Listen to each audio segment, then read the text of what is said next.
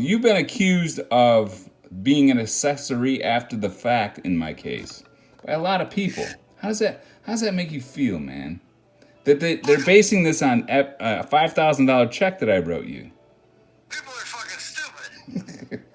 And that's okay, because I'm fucking stupid too. But the problem is, if you can get over the fact that, yes, you're fucking stupid, but now do a little research and figure out, where am I stupid?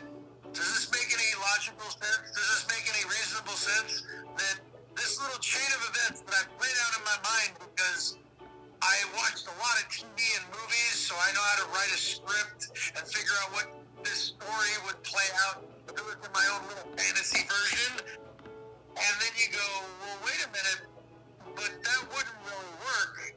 Yeah, the guy who's supposed to be helping a guy move a body or cover up something left a really easy trail of fucking evidence. Are you fucking... That's why you're not a writer, because you have no fucking imagination. You went one step to think, ooh, there's a smoke, there must be a fire. You're fucking stupid because you can't discern the difference between smoke and, oh, those are clouds. It's an illusion. Oh, look at the clouds. I see an Indian. No, you're fucking delusional, and you want things to play out and fit into your nice little package that you created in your mind, because you're fucking mental. You live in your mind and your fantasy world, and when that gets played out into reality, oh, it doesn't fucking work. Just like the prosecution's fucking case didn't fucking work. Why didn't they call me, the guy who accepted $5,000, or Paul, or anybody who was involved with all the searching? And did Cameron get asked to the stand? What was your involvement with this gentleman here? No, you know why? They didn't have a fucking case. All they had was people chattering amongst themselves on social media like a bunch of little nattering hens who have nothing better to do than jerk off on the internet and act as though people are interested in what I have to say. No, they're not. You're a fucking voyeur. You have no creativity. You have no original thoughts. You're basing all of your fucking imagination on Hollywood bullshit. I think they come across in my last video on YouTube, this defense attorney. He kind of like looked at that Vanish podcast. Amanda Coleman came in and did an interview with them, and she just makes these claims like you're saying, like that. That's who she's pandering to, or she's like them. I don't know, but it's when nobody fucking challenges you on it, when you can just be a monologue and be going, isn't that weird? And all your little bobbleheads on the fucking internet, because it's easy to get a few thousand people on an internet with billions of motherfuckers who go, that makes sense. Do you think that they do that on purpose? Do you think that But nobody's challenging them. Do you think that the Vanish podcast knew what she was doing? How about you bring me and Matt onto your stupid little fucking show that has a few thousand viewers, because we were on Dateline with millions of viewers, and you're a non-intellect, non-fucking contributing member of society, just a fucking parasite, just somebody who tries to engage in all the fucking scumbag, muckraking journalism that assholes from the last century realized, this is kind of shitty, and most people walked away from it. But there's a sucker board every minute, and on the internet, it's every fucking second. So you're always going to have an audience of idiot fucking bobbleheads going, doesn't make sense to me either, because you have the attention span of a fucking gnat. Do you think that the Vanish podcast knows what you're talking about, and they're pandering to their audience? And why should anybody give a fuck? I was on Dateline. Fuck them. Yeah. Fucking Vanish podcast? What are you, small potatoes? Fuck well, you you know the local news, the local news and Dateline used them. I mean, had them as a source of information. The local news in Columbus used them as a news source. And then that's when that whole thing about my kid got out, that there's a possibility that I might be some sort of serial killer. She went on. She told everybody that I failed a lie detector test, and that there was an open case, criminal investigation against Joey. They're fucking middle school internet media, and it's the same thing as a fucking kid in middle school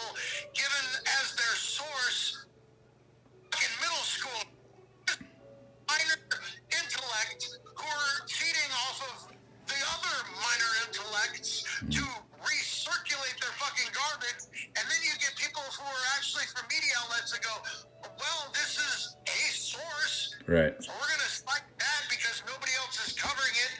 Because these guys are the muckraking scumbags who are just looking to pick up anything and sensationalize it for the garbage journalism that they are. Garbage bottom feeders. Garbage out.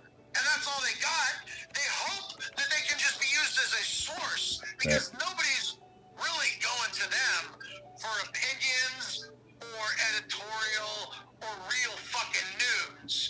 Dateline's about as close as you're going to get, and there's a reason why they have millions of viewers and they got jack shit. Yeah. Huh.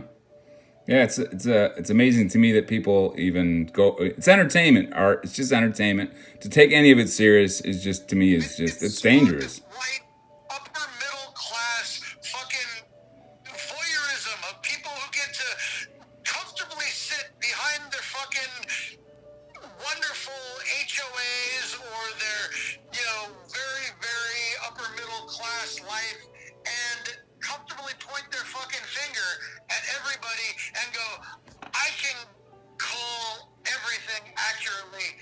You're a sinner. You're an evil person. You're an asshole. And there's no consequence for them. There's no accountability. Who the fuck is going to get to criticize these people? Well, here it is. Look at these people.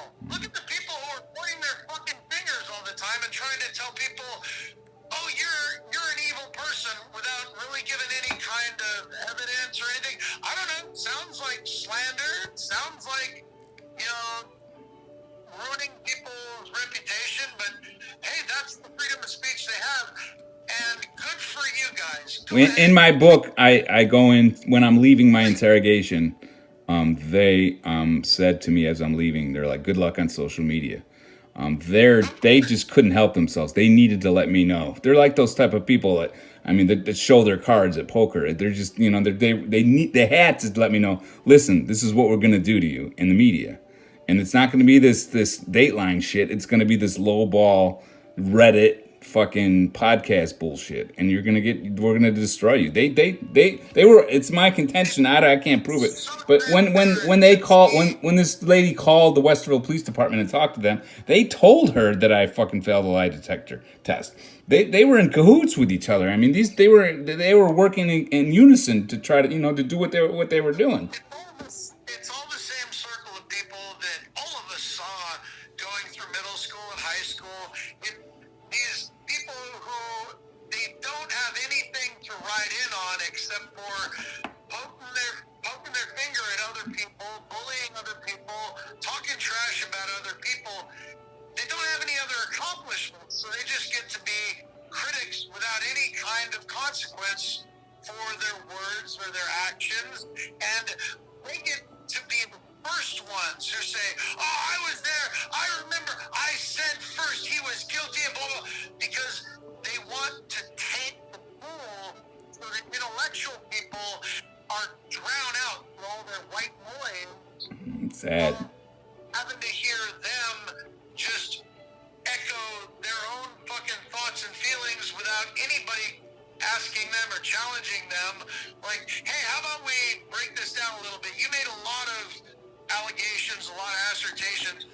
What if possibly there's a logical reason why what you're alleging couldn't fucking happen?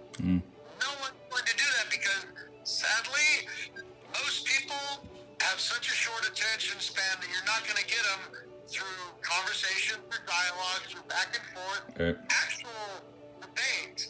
So they know that.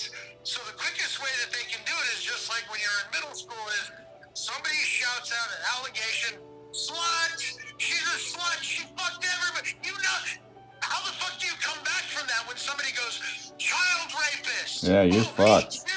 As soon as you throw out there the worst of allegations. Right, the worst. No matter what it is that you child killer. Yourself, they fired the first fucking shot. Unbelievable, These man. Cowards are the ones who love to fucking be the first one so that they can go and laugh to their friends and they can say, see what I got, see what I said, and he didn't have anything to say because all you had was just fucking talking shit. Talking shit takes absolutely Uh-oh. Nothing of any kind of facts or evidence, allegations. And that's what so many of these motherfuckers love to cruise in on, which really fucking ruins the case for people who have a legitimate gripe. Like the whole Me Too movement was so fucking legitimate until it was like, let's move on every fucking Right. body, every allegation, until you realize, like, yeah, some of these are really thin and you're ruining people's fucking lives. Mm-hmm. It's like the Salem witch trial. But like, you should be very careful when you start screaming, "Oh, I know that this guy's a killer." Are the people? Sorry to interrupt you. Are the people that are consuming this garbage? Are they responsible at all for any of this?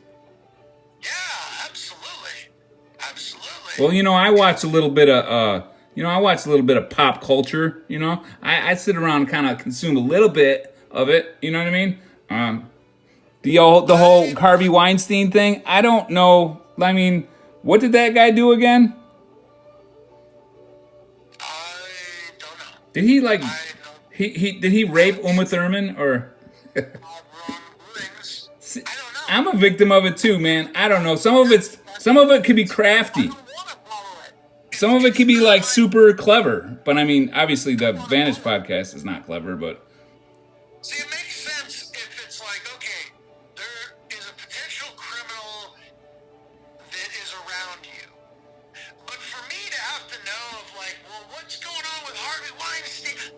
It's not important to me. yeah. It really isn't. Yeah. I'm not in the entertainment business.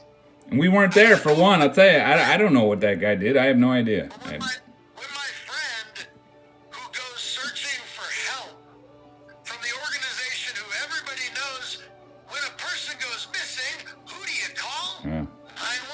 They take it. You call Well, the- we're not even going to go into that. I mean, that's You call the people who've been taking your fucking money for years and who are supposed to be there when a crisis happens. And my friend who goes, "Oh my God, I'm in a fucking crisis," and I just called the people who are there to manage a crisis, and they went, "You're the problem. You're probably a fucking no, not probably. We know you fucking murdered your wife." And fuck your search efforts. We're looking for a dead body so we can convict you. And Immediately. we're gonna press forward the full court press on this motherfucker before any kind of idea of like, what kind of person was she? Let's talk to some people. Maybe she was suicidal.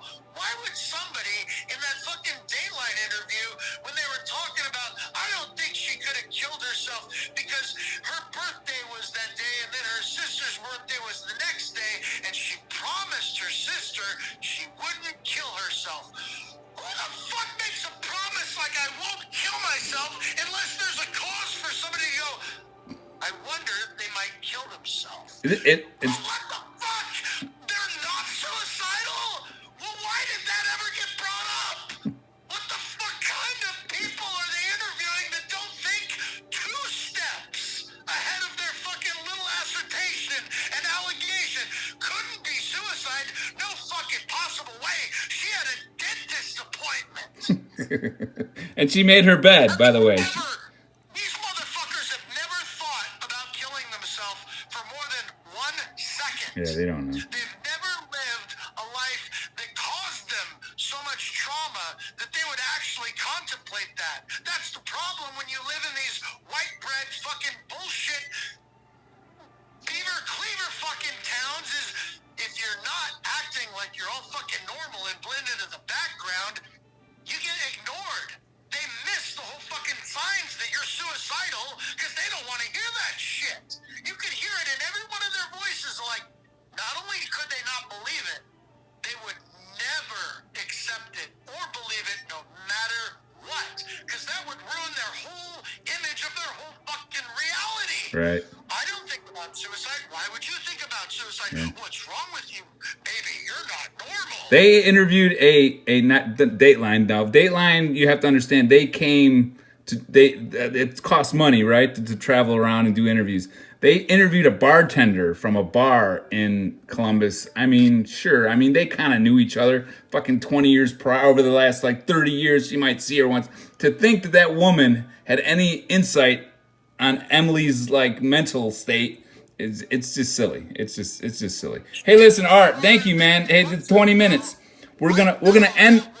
Thanks for. Hey, next time we're gonna get into the ins and outs of the police. Now, the media is the media, but we're gonna get into what the police did to me, man. These fucking clowns. Next time, man, we're gonna do these little 20-minute deals. My soulmate. Art's my soulmate, man. What'd you do with that $5,000 I gave you? Crack. Yeah, crack cocaine. Well, the crack's really good in Vegas. You know what I'm saying? It's like top. Huh? Cracks, like you see Oh, cracks. crack. I'm sorry. I thought you meant something else. This is the garage, but I had to fix the roof in the house. All right. The garage is still leaking. All right. So What? in case you ever need me to help out again, I could use a little help with the garage. All right, folks. We're out. Next time, buddy.